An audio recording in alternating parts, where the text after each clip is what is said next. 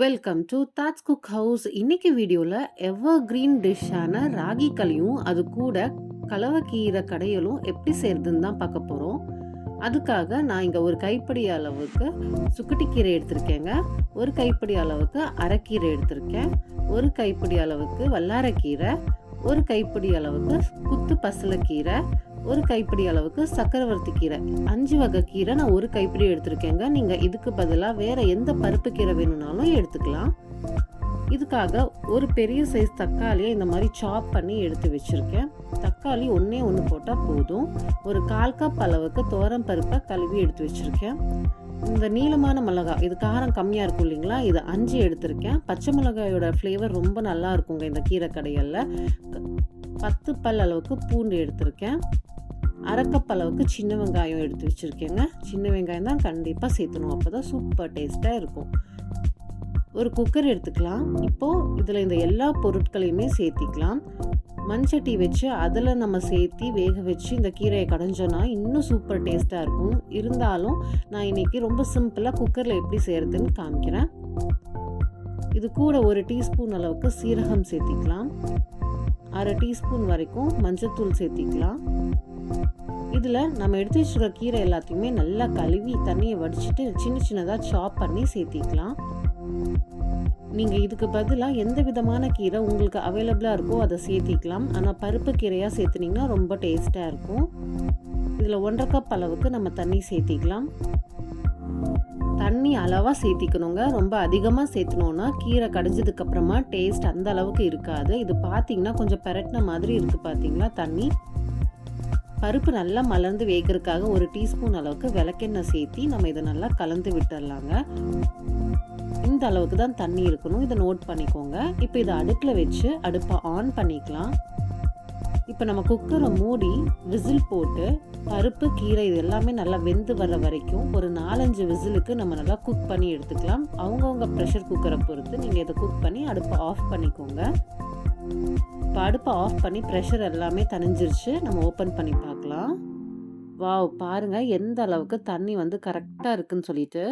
கிட்டத்தட்ட ஒரு 1/4 கப் தண்ணி தான் நம்மளுக்கு இதில் வந்து குக் ஆனதுக்கப்புறமா இருக்குது. இப்போது நம்ம 1 டீஸ்பூன் அளவுக்கு உப்பு சேர்த்திட்டு இந்த மாதிரி மத்து வச்சு நம்ம நல்லா கடைஞ்சிக்கலாம். மத்து இல்லைன்னா பிளெண்டர் வச்சு கூட கொஞ்சம் கோர்ஸாக வந்து நம்ம பிளெண்ட் பண்ணிக்கலாம். பட் கடைஞ்சோன்னா தான் நல்ல ஒரு ஆத்தென்டிக்கான ஒரு டேஸ்ட் அண்ட் டெக்ஸ்சர் கிடைக்குங்க. பாருங்கள், இந்த மாதிரி கோர்ஸாக இருக்கணும், ரொம்ப நைஸாக மசிச்சு விட்டுறக்கூடாது. இப்படி கீரை பருப்பு எல்லாமே நல்லா கடைஞ்சி நல்ல ஒரு கன்சிஸ்டன்சிக்கு வரணும். இப்போ நம்ம இதுக்கு தாளிப்பு சேர்த்திடலாம். ஒரு தாளிப்பு கரண்டி அடுப்பில் வச்சு ஆன் பண்ணிவிட்டு இதில் தேங்காய் எண்ணெய் சேர்த்திக்கலாங்க. தேங்காய் எண்ணெய் தான் நல்லா ஃப்ளேவர்ஃபுல்லாக இருக்கும். கூடவே 1 டீஸ்பூன் அளவுக்கு நெய் சேர்த்திக்கலாம். இது சூடானதுமே இதில் கடுகு சேர்த்திக்கலாம். 1/2 டீஸ்பூன் கடுகு, 1/2 டீஸ்பூன் அளவுக்கு கடலைப்பருப்பு, 1/4 டீஸ்பூன் உளுத்தம் பருப்பு, 2 வரமிளகாயை நான் இந்த மாதிரி கட் பண்ணி எடுத்திருக்கேன். கொஞ்சமாக தாளிப்பு வடகம் சேர்த்திக்கலாம். தாளிப்பு வடகம் ஆப்ஷனல் தான், இருந்தால் சேர்த்திக்கலாம். நல்ல ஒரு வாசனையாக இருக்கும். இதெல்லாம் இதில் சேர்த்தி லேசாக நம்ம வந்து வறுத்துக்கலாம். கொஞ்சமாக கருவேப்பிலை சேர்த்திக்கலாம். கூடவே பெருங்காயத்தூள் ஒரு 2 சிட்டிகை அளவுக்கு சேர்த்திக்கலாங்க. இதனால் வறுத்துட்டு கோல்டன் கலரில் பருப்பு எல்லாமே வரணும், எதுவுமே கருகி போயிடக்கூடாது. நல்ல மணமாக வந்ததுக்கப்புறமா இதை ஆஃப் பண்ணிவிட்டு அப்படியே சூடாக கடைஞ்சி வச்சுருக்கிற கீரையில் சேர்த்திடலாம். பாருங்கள் எவ்வளோ சூப்பராக நல்லா மணமணன்னு இருக்குன்னு சொல்லிட்டு. டெக்ஸ்சர் பார்த்தீங்களா? இப்போ இதை நம்ம மூடி வச்சுட்டு ஒரு 5 நிமிஷத்துக்கு வைக்கலாம். இதோட மனம் ஃபுல்லாக உள்ளேயே வந்து நம்மளுக்கு அப்படியே ரீட்டைன் ஆகணும். 5 நிமிஷத்துக்கு அப்புறமா நம்ம இதை சர்வ் பண்ணிக்கலாம். ரொம்ப ரொம்ப ஆரோக்கியமான கலவக்கீரை கடையல் ரெடியாக இருக்குது. இது வந்து சூடான சாப்பாட்டு கூட கொஞ்சமாக நெய் விட்டு பிசைஞ்சு சாப்பிட்டோன்னா அவ்வளோ டேஸ்ட்டாக இருக்கும். எந்த விதமான களியை கிண்டுனா கூட அது கூட நம்ம இதை வச்சு சாப்பிட்லாங்க. இன்றைக்கி நான் இதை வந்து ராகி களியோட தான் சர்வ் பண்ண போகிறேன். ஸோ ராகி களி செய்கிறதுக்காக நான் இந்த பவுலில் இந்த கப்பில் ஒரு 2 கப் அளவுக்கு ராகி மாவு எடுத்திருக்கேங்க. இப்போ எந்த கப்பில் ராகி மாவு மெஷர் பண்ணுமோ அதே கப்பில் ஒரு 4 கப் அளவுக்கு தண்ணியை வந்து நம்ம ஒரு பேனில் எடுத்துக்கலாம். நம்ம எடுக்கக்கூடிய பேன் வந்து நான்ஸ்டிக் பேனாக இருந்தால் நம்ம கிளறதுக்கு ரொம்ப கம்ஃபர்டபுளாக இருக்கும். இதில் 1 டேபிள் ஸ்பூன் அளவுக்கு உப்பு சேர்த்திக்கலாம். 1 டீஸ்பூன் அளவுக்கு நெய் சேர்த்திக்கலாங்க. இந்த நெய் வந்து நல்லா கெட்டியாக இருக்குது பாருங்கள். உருக்குன நெய்யாக இருந்ததுன்னா ஒரு 2 டீஸ்பூன் வரைக்கும் கூட சேர்த்திக்கோங்க. இதை அடுப்பில் வச்சு ஆன் பண்ணிக்கலாம். நெய் சேர்த்துறது ரொம்ப ரொம்ப முக்கியம் ராகி களி கிளறும் போது. இப்போ இதை நம்ம மூடி போட்டு இதை நல்லா கொதி வர விட்டுடலாங்க. அதுக்கு நடுவில் நம்ம வந்து இன்னொரு பவுலில் ஒரு 4 டேபிள் ஸ்பூன் அளவுக்கு ராகி மாவு எடுத்துக்கலாம். இது கூட 1/2 கப் அளவுக்கு தண்ணி எடுத்து இதை நல்லா நம்ம கரைச்சி விடலாம். கட்டி இல்லாமல் கரைக்கணும். நம்ம ஒரு 2 டேபிள் ஸ்பூன் அளவுக்கு ராகி மாவு 1 கப் ராகி மாவுக்கு கணக்காக நம்ம எடுத்துக்கணும். அதாவது முதல்லையே நம்ம 1 கப் ராகி மாவுக்கு களி கிளறோன்னா இந்த மாதிரி ஒரு ஸ்டெப்பில் 2 டேபிள் ஸ்பூன் ராகி மாவும் ஒரு 1/4 கப் தண்ணியும் சேர்த்து கரைச்சிக்கணும். இந்த மாதிரி மல்டிபிள்ஸாக நம்ம பண்ணிக்கலாம். இப்போ இது பார்த்திங்கன்னா லம்ப் ஃப்ரீயாக இருக்கணும். கொஞ்சம் கூட கட்டி இருக்கக்கூடாது. நம்ம கொதிக்க வச்ச தண்ணி பாருங்கள் நல்லா தளன்னு கொதிச்சு வருது. இது இந்த மாதிரி கொதிச்சு வந்ததுக்கு அப்புறமா நம்ம இந்த கரைச்சி வச்சிருக்கிற ராகி மாவை இதில் சேர்த்தணும். கொதி வர்றதுக்கு முன்னால் நம்ம சேர்த்துனோன்னா ராகி களி பர்ஃபெக்டாக வராதுங்க.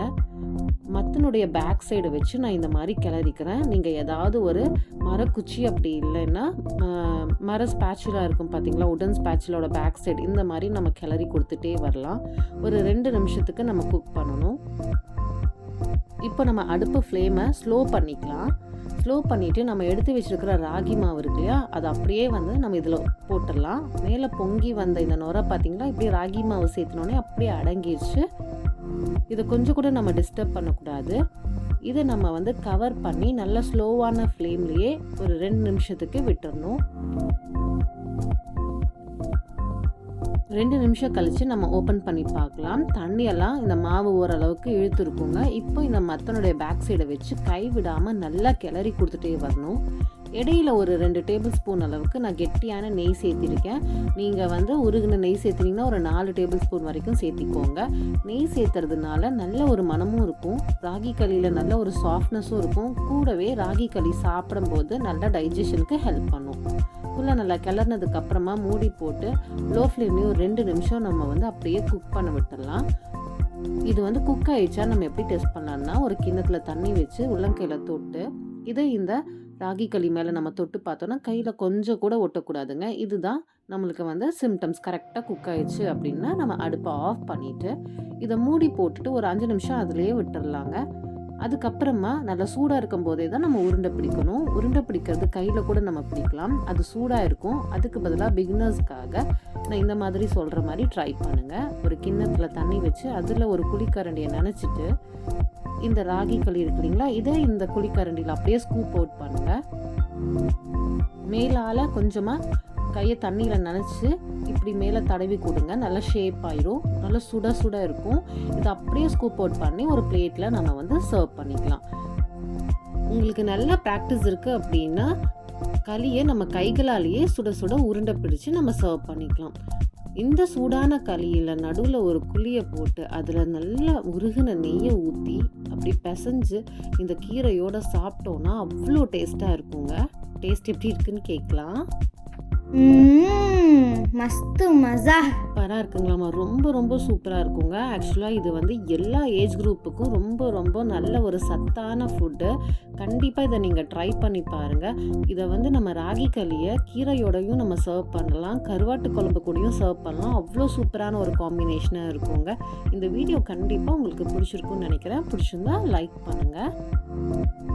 மீதி போன ராகி களி உருண்டைகளை நம்ம என்ன பண்ணலாம் அப்படின்னு தான் நான் இதை சொல்லியிருக்கேன்.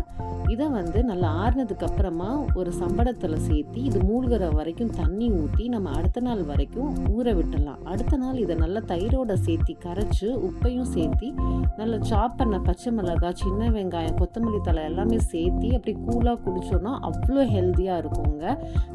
ரொம்ப ஆரோக்கியமான இந்த டிஷ்ஷை கண்டிப்பாக நீங்கள் ட்ரை பண்ணி பாருங்கள். இந்த சேனல் பிடிச்சிருந்தா மறக்காமல் சப்ஸ்கிரைப் பண்ணிவிட்டு பக்கத்தில் இருக்கிற பெல் பட்டனையும் ப்ரெஸ் பண்ணுங்கள்.